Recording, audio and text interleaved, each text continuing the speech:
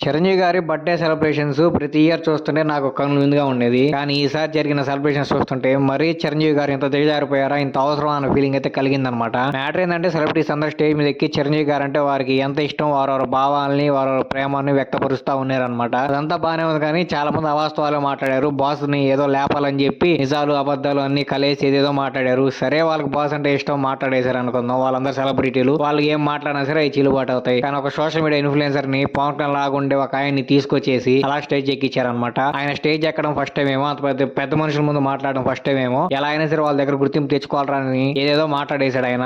అక్కడ బాస్ గారిని పొగడాల్సింది మర్చిపోయి పవన్ కళ్యాణ్ డైలాగులు చెప్పి, అది పొలిటికల్ డైలాగులు చెప్పి జగన్ గారిని అలా తక్కువ చేస్తా మాట్లాడాడు అనమాట. ఇంకా ఆయన బయటకు వచ్చిన తర్వాత జగన్ గారి అభిమానుల దగ్గర నుంచి ఫోన్ కాల్స్ అయితే స్టార్ట్ అయ్యాయి అనమాట. అంత మొనగాడి వారు నువ్వు, అంత పోటీగాడివే, జగన్ గారు తిట్టే అంత మొనగాడివే, 40% ఓట్ షేర్ ఉన్న మా అభిమాన నాయకుని తిడతావారు నువ్వు, అది ఇది అని చెప్పి ఫోన్ కాల్స్ అయితే రావడం అయితే స్టార్ట్ అయింది అనమాట. ఇంక ఈయన బాధ భరించలేక సారీ మీ జగన్ గారి అభిమానుల మనోభావాలు దెబ్బతింటే సారీ అని అయితే చెప్పాడు అనమాట.